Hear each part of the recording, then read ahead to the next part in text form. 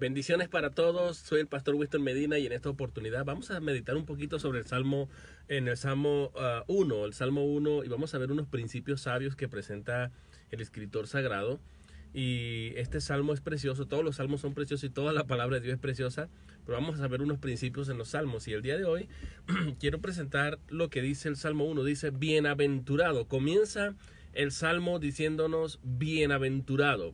Sabemos que la bienaventuranza es una declaración que Dios hace sobre el hombre con efectos en esta tierra y sobre todo con repercusión en el más allá hasta el día de la eternidad, por la eternidad, ¿no? Bienaventurado no es un asunto que se limita solamente a un estado temporal en esta tierra, sino que trasciende hasta el más allá y tiene un efecto repercutivo en la eternidad. Eso es lo que significa bienaventurado. Macario es el término en griego, en la Septuaginta griega, y tiene esa idea de estar felices, de ser felices, y si no en este momento, aunque suframos en este momento, por lo menos somos poseedores de esa declaración sobre nuestra vida, aunque no veamos el efecto en esta tierra, pues lo veremos en la eternidad. Esa es la diferencia entre lo que es una bendición y lo que es una bienaventuranza, porque una bienaventuranza tiene la connotación de que yo soy poseedor de esa declaración de Dios, aunque no vea el efecto en esta tierra, pero es seguro que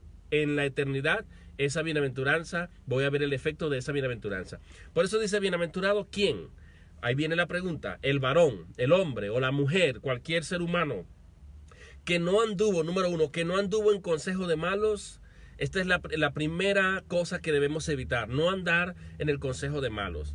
Hay mucha gente que le encanta dar consejos. Yo me acuerdo cuando yo decía, me duele una muela. Si se lo decía a un vecino, el vecino me recetaba una cosa y luego se lo decía a otro vecino y me decía otra cosa. Se lo decía a mi hermano, me decía otra cosa, a mi amigo, a cualquier. Y todo el mundo tiene un consejo que dar. Y cuando uno se empieza a untar un montón de cosas allí, lo que hace es que le duele más la cosa o se empeora. O cuando uno dice, me duele la barriga, te empiezan a recetar muchas cosas. Pero lo mismo sucede cuando nosotros necesitamos un consejo. Tenemos que saber a quién vamos a ir para dar un consejo, para buscar un consejo. Por ejemplo, hay gente que dice, va y le cuenta lo que le pasó, mi esposa me fue infiel. Entonces el consejo, bueno, séle tú infiel, ese es el consejo. No puede haber otra solución. La solución es que tú te rebajes a la misma categoría de tu esposo, que te fue infiel. No hay otra solución. Ese es un consejo del malo. El consejo del malo que dice, véngate, te la hizo el que te la hizo, que te la pague. Si yo fuera tú, yo le hiciera esto, aquello y lo otro. Este es el consejo de malo. La Biblia dice, bienaventurado el que no escucha esas voces de esa gente que da consejos que son malos, que son egoístas, porque esos consejos, aunque uno cree que se va a vengar, eso va a repercutir sobre uno. A la larga no es un buen consejo, no es un buen consejo, es un consejo que tiene algo de bueno porque me va a quedar alguna satisfacción, pero a la larga me va a perjudicar. Pero hay gente que da muy malos consejos. El que me la hizo me la paga, yo me voy a vengar porque él fue el que comenzó primero, como él me ofendió, yo no me voy a rebajar a pedirle perdón. Y hay gente que nos aconseja ese tipo de cosas, que nos aconseja todas estas cosas. Y la Biblia dice que somos bienaventurados cuando dejamos de hacer tres cosas. Número uno, no andamos en el consejo del malo. Yo no me comporto según el consejo de los malos. Número dos, ni estuvo en caminos de pecadores. ¿Qué es estar en caminos de pecadores? Bueno, estar asociados, comportándome en palabras, en hechos, en acciones, con como el mundo, como la gente del mundo actúa, los pecadores. Y hay gente que dice, bueno, pero ya va, ¿es que tú no eres pecador? Sí, hay una diferencia. Cuando nosotros somos cristianos, nosotros pecamos eventualmente y tenemos pecados. No vamos a decir que no somos pecadores o que no tenemos pecados, perdón. Tenemos pecados y pecamos eventualmente por debilidad, por descuido o intencionalmente. Muchas veces pecamos los cristianos. No vamos a decir ni que no pecamos, sí pecamos. Pero hay una diferencia entre pecar eventualmente y tener pecados y ser pecadores. Ser pecadores. ¿Cuál es la diferencia? Bueno, un pecador es alguien que se revuelca en su pecado y no tiene ningún tipo de conciencia negativa o acusadora o acusativa que le diga estás mal. Él siente que el pecado es su naturaleza, revolcarse en todo tipo de pecado, como lo hace el cerdo en el barro, y sentir que esto es parte de su naturaleza. Ese es un pecador. Un pecador, por ejemplo, un adúltero. ¿Quién es un adúltero? Alguien que adultera y vuelve a adulterar y vuelve a adulterar, y esa es su naturaleza y está buscando siempre con quién adulterar. Ese es un adúltero. Pero no podemos calificar de adúltero a alguien que eventualmente pecare, y cualquiera que sea el pecado, de repente el adulterio, pero que lo hizo una vez en la vida por descuido, por lo que fuera. Y uno puede de una vez satanizar a ese hermano, a ese cristiano, y decirle, este está mal porque pecó, hizo esto, es un adúltero. No, porque lo haga una vez en la vida, por algún momento dado. Y no estoy diciendo que debemos hacerlo, que podemos hacerlo, que vayamos y lo hagamos. No me malinterpreten. Estoy hablando de el que peca eventualmente por cualquier razón, y el que lo hace continuamente, el que practica el pecado, como dice Juan en su carta. El que practica el pecado, Juan lo dice claro, es del diablo, no es de Dios. Los cristianos odiamos el pecado con cada átomo de nuestro cuerpo y deseamos no pecar. Deseamos no pecar, pero no nos engañemos. Eventualmente vamos a pecar. Por eso Juan dice que vamos a pecar, pero si pecamos, dice que nosotros tenemos a Cristo como abogado. Pero bueno, el punto es que Dios dice que somos bienaventurados, es bienaventurado aquel que no está en el camino, que no estuvo en camino de pecadores. Cuando dice estuvo en camino, es que no tuvo el comportamiento que tienen los pecadores, que se revuelcan en todo tipo de pecado liberalmente, sin ningún tipo de conciencia que le redarguya, con su conciencia cauterizada, y no hay nada que le redarguya, que le diga estás mal. Esa persona no es bienaventurada. Y como cristianos debemos ver con quiénes estamos asociándonos. Porque esto está hablando de asociación. Hay gente que se asocia con gente que es perversa, que es mala, que es practicante del pecado, que practica el pecado. Y cuando digo practica el pecado, son practicantes del pecado. Ellos planean el pecado con todo tipo de ventaja y alevosía. Son los que maquinan el mal. Esa gente no puede ser nuestro socio. No, debemos evitar asociarnos con gente como ellos. Y hay que tener mucho cuidado, ¿no? Nosotros no nos comportamos como se comportan los pecadores. Nosotros no debemos andar como los pecadores, aunque ciertamente tenemos pecados y pecamos eventualmente. Es una gran diferencia. Y el tercer consejo, que no nos sentemos en sillas de escarnecedores. Dice, ni en silla de escarnecedores se ha sentado. A mí me gustan estas tres cosas que el autor sagrado nos dice. Que no andamos en consejos de malos, sabemos a quién escuchar, sabemos a quién buscar la fuente de donde nos va a venir el consejo. No estuvo en camino de pecadores, es que no vamos a permanecer en algún sitio donde haya gente que practica el pecado y yo mismo me voy a convertir en un practicante del pecado. Y tercero, no voy a estar en la silla de los escarnecedores. Esto es una alegoría. Estar sentado en la silla de escarnecedores, ¿qué significa? Un escarnecedor es alguien que se burla de otro públicamente, que lo humilla públicamente y que lo hace con malicia, con cierta satisfacción. Por ejemplo, ponerle un sobrenombre. Allá viene el orejón, allá viene el patón, allá viene el enano zapatón, allá viene el calvo, allá viene no sé quién. Y uno se burla y la gente que está ahí se congracia de eso y se ríe. Juá, juá, juá, juá, ca, ca, ca, ca. No sé cómo se reirá. Ja, ja, ja, ja. Se ríen porque están escarneciendo públicamente a los demás. Mira aquel, cree que le combina esos zapatos con aquella camisa. Mira aquel que tiene el diente torcido. Mira aquel que es naringón. Mira aquel que tiene los... Ese es un escarnecedor. Alguien que está, tú sabes, asusando al público que le rodea con cosas de otro. Ese no es bienaventurado. Como cristianos, como pueblo de Dios, porque esto fue escrito para el pueblo de Dios y tiene aplicación, un principio sabio para nosotros. Nosotros tenemos que tomar una resolución, escuchen muy bien, resolución, y es la que sigue. Debemos evitar escuchar consejos del malo. ¿Y por qué hiciste eso? Mire, uno escucha a veces los programas de cortes judiciales, y uno escucha a la gente, ¿y por qué hiciste esto? No, porque mi amigo me lo aconsejó, o porque aquel me desafió y me dijo, a que no lo haces vos, a que eres un gran cobarde, y me fui. Ese escuchó el consejo de malo, y por eso ahora va a una corte y luego a una cárcel. Es que uno escucha esto a cada momento. Es triste. En caminos de pecadores. Mucha gente está en el camino de pecadores. Se creen los fuertes. Creen que asociarse con gente pecadora, practicantes del pecado, ellos van a ser inmunes porque soy cristiano. No, eso no hay nada malo en esto. vas a terminar siendo uno de ellos. Tristemente, pero es la realidad. O sentarse a despertar el morbo de aquellos a quienes me gusta avergonzar públicamente con el grupito con el que siempre me la paso. Mira, ya va aquella, y bla, bla, bla, bla, bla, y cuás, y me río. Ese es el escarnecedor, el que humilla públicamente a otro, el que le pone un sobrenombre a otro, el que cataloga al otro y lo critica públicamente para humillarlo. Ese es el punto, ese es el escarnecedor. La lengua es peligrosísima. Ahora dice, ¿cuál es la resolución que tenemos que tener como pueblo de Dios? En la ley, dice, si no, o sea, en lugar de esto, el bienaventurado es el que en la ley de Jehová o en la ley del Señor está su delicia. En la ley del Señor está su delicia. ¿Usted sabe lo que es una delicia? Piensa ahorita en su plato favorito.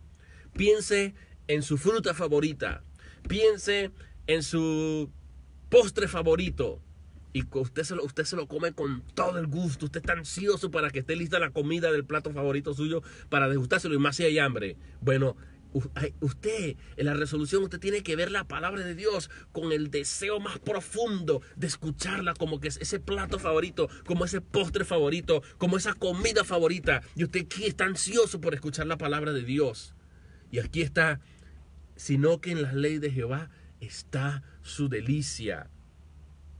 Cuando te acuestas en la cama, ¿cuáles son las últimas palabras que tú escuchas? Cuando te levantas de la cama, ¿cuáles son las primeras palabras que vienen a tu mente? ¿Es la palabra de Dios? ¿Te escuchas, pones una audiobiblia ahí para escuchar el Salmo mientras te duermes?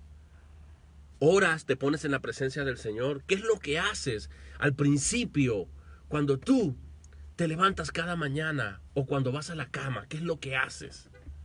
¿Tienes esa comunión con Dios? Bueno, la Biblia dice que es bienaventurado aquel que en la ley del Señor está su delicia. Si tú no... A mí me encanta lo que dice el Salmo 119. Dice, tu palabra escondí, Señor, en mi corazón. La escondí guardada en mi corazón para no pecar contra ti. Yo siempre digo que mientras más conozcamos de la palabra de Dios, más resistente y más fuerte va a ser el parachoque contra el pecado, la defensa contra el pecado. Más grueso, más fuerte, porque cada vez que estoy frente al pecado y estoy tentado a pecar, el Espíritu de Dios utiliza la palabra que hemos escuchado, que hemos leído, en la que nos hemos deleitado, y Él activa esa palabra en nuestra mente para que nosotros evitemos pecar. Y estemos en una disyuntiva entre Dios y la palabra de Dios, entre Dios con su palabra que nos está redarguyendo por su Espíritu Santo y el pecado. Pero decidimos por Dios, decidimos por Cristo, decidimos por la palabra de Dios, porque ella ha sido nuestra delicia. Ese es el punto. Y el autor nos dice que es bienaventurado el que en la ley de Jehová está su delicia, número 1. Y número 2, que en esa misma ley de Dios medita de día y de noche. Medita. Me encanta la transliteración hebrea, que la palabra meditar no tiene la connotación en español que nosotros muchas veces le damos a las palabras en la Biblia. Por ejemplo, meditar. Meditar en el hebreo significa repetir en voz baja hasta memorizar, con un efecto memorístico. Eso es lo que significa en el original hebreo la palabra meditar. Entonces lo que quiere decir el autor es aquí, la resolución que debemos tener es no solamente deleitarnos en la palabra de Dios, gustarnos y que esto sea nuestra delicia, como nuestro plato favorito, en la ley de Jehová está nuestra delicia, sino que en la palabra de Dios, yo la voy a repetir en voz baja hasta que se me vaya quedando en la mente, hasta que la vaya memorizando, hasta que yo la pueda digerir. Y nada haría la palabra si yo solamente la escucho y la medito, o sea, la repito en voz baja y la memorizo, si no la practico. La idea es que tenga un efecto no solamente memorístico, sino que me lleve a la práctica de esa palabra. Qué hermoso eso, qué hermoso. Por eso dice, en la ley de Jehová está su delicia, y en su ley en su ley medita de día y de noche. Es decir, que medita es porque la repite, Y ahorita tenemos muchas facilidades porque tenemos la Biblia en audio en YouTube, tenemos aplicaciones que nos pueden leer la Biblia si no sé leer, o si soy flojo para leer o no tengo el hábito de la lectura. Yo la puedo poner ahí, me acuesto a dormir escuchando los salmos, escuchando las cartas del apóstol Pablo, escuchando los evangelios, escuchando cualquier libro de la Biblia, de la Escritura. Qué precioso estar allí, y todos los días lo pongo.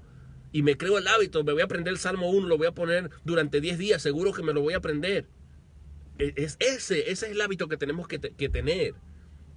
Entonces, ¿ustedes creen que no va a haber un efecto positivo, un efecto maravilloso en aquellos que meditan en la palabra de Dios y que tienen la palabra como su delicia? Aquellos que memorizan la palabra con un efecto, con el deseo de poder practicar la palabra de Dios. Claro que sí, en su ley medita de día y de noche. De día y de noche. La Biblia, la palabra de Dios tiene que ser el primer pensamiento que venga a tu mente cuando tú te levantas, y el último pensamiento antes de acostarte. Y a lo largo del día la palabra tiene que venir a tu mente. Pero si no hay contacto con la Escritura y la tenemos por allá llena de polvo, lamentablemente no vamos a ser bienaventurados, no somos bienaventurados. Y aquí dice el efecto de esta palabra: será como árbol plantado junto a corrientes de agua. Es una metáfora, es una alegoría. De alguna manera, está hablando alegóricamente, será como árbol plantado, porque tú no eres un árbol, pero es que serás como, es un símil en figura retórica, se llama símil cuando se compara con algo. Dios está comparándote a ti con un árbol, pero no cualquier árbol, no cualquier árbol, sino el árbol que está plantado junto a corrientes de aguas. ¿Qué le va a pasar a ese árbol? Ese árbol siempre va a estar verde. Ese árbol siempre va a estar dando fruto. Por eso dice, será como árbol plantado junto a corrientes de agua que da su fruto en su tiempo. En su tiempo. Ese nunca va a estar infructuoso. Siempre va a estar dando fruto en su tiempo. Y dice, y su hoja no cae. Hasta ahí llega la metáfora. Esto habla de la fidelidad de Dios para con nosotros, de que Él va a ser el manantial de nuestra vida y que nosotros somos duraderos y damos frutos porque meditamos en la palabra de Dios. La palabra de Dios me produce fruto, la palabra de Dios me da firmeza, la palabra de Dios me permite estar anclado en la verdad. Y la metáfora termina, y su hoja no cae, y pasa ahora, salta de la metáfora a la realidad del efecto que le pasa al pueblo de Dios que medita en la palabra de Dios y que la tiene como una delicia. Dice, y todo lo que hace, y aquí no es el árbol porque el árbol no hace nada, y todo lo que hace prosperará. Este es el hombre, el varón, el mismo varón del que está hablando el autor, que es Macario, que es bienaventurado. Este varón, este hombre de Dios o esta mujer de Dios que se deleite en la palabra de Dios y que la repite en voz baja día y noche para memorizarla y practicarla, esa persona, no solamente Dios lo compara como un árbol junto a corrientes de agua que da su fruto a su tiempo y que su hoja no cae, sino que Dios dice de esa persona que todo lo que hace prosperará. Todo lo que hace le va a ir bien. Esa es la fuente de la prosperidad. Tú no eres próspero porque tú pactes con Dios, como dicen los pseudoapóstoles de hoy, los profetas de hoy. Tú eres próspero cuando tú amas la palabra de Dios y te apegas a la palabra de Dios y te deleitas en la ley de Dios, en la palabra del Señor. Esa es la fuente de la prosperidad. Ahora dice, no así los malos. Ahora va a ser un contraste. No así los malos, que son como el tamo que arrebata el viento. Por tanto no se levantarán los malos en el juicio, ni los pecadores en la congregación de los justos. Porque Jehová conoce el camino de los justos, mas la senda de los malos perecerá. ¿Quiénes son los malos? Esos que se la pasan andando en caminos, andando en los consejos de los malos. Aquellos mismos, en el contexto, ¿no? Aquellos mismos que están en caminos de pecadores, y aquellos mismos que se sientan en sillas de escarnecedores para humillar y burlarse públicamente de los demás. Esos son los malos, y el Señor los conoce. El Señor conoce el camino de los justos, y Dios ya tiene una sentencia. No se levantarán en la congregación de los justos. Ese tipo de gente no tienen firmeza porque no aman la palabra. Y hay gente, y ¿cuál es el principio sabio detrás de todo este salmo? Hermanos, tenemos que tener la palabra como nuestra guía y como nuestro norte y como nuestro consejero. La Biblia lo es todo para nosotros los cristianos. Antes de consultar a alguien, ya consultamos con Dios en su palabra. ¿Qué dice el Señor en su palabra? El Señor cubre todas las áreas en su palabra. Y este debe ser nuestro consejero número uno, la palabra de Dios. Y cuando nosotros le damos el nivel de importancia que tiene la palabra de Dios como pueblo de Dios, somos bienaventurados. Eso es lo que está diciendo. Nuestra fuente no puede venir de afuera porque Dios nos ha dejado la palabra. Y cuando nosotros hacemos esto, Dios nos va a prosperar. Dios va a enderezar nuestros pasos. Dios va a ayudarnos. Dios va a permitir que nosotros estemos firmes. Y eso es lo que su palabra nos está diciendo hoy. El principio del Salmo 1 es que amemos su palabra por encima de todas las cosas. Que evitemos las malas asociaciones que nos alejan de la palabra de Dios.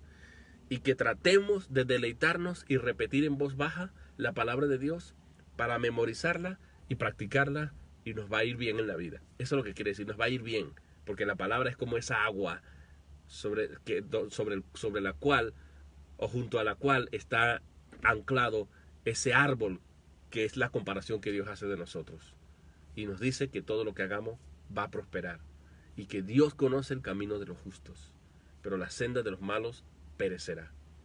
Voy a orar por ti, y gracias por seguir esta meditación. Señor, doy gracias porque tú eres bueno, porque nos has hablado hoy en el Salmo 1, y el principio sabio que nos das, Señor, es que tu palabra sea puesta en el primer lugar, como la fuente de información, como la fuente de consejería, como la fuente en la que yo me deleito, en la que yo, como un alimento, Señor, en la que yo tengo que yo veo como una delicia, pero también como aquella ley que me permite meditar, que me permite repetir en voz baja para memorizar tu palabra y vivirla, Señor.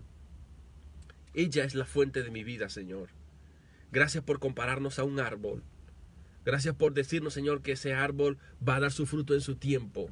Gracias por decirnos, Señor, que como árboles esas hojas no van a caer.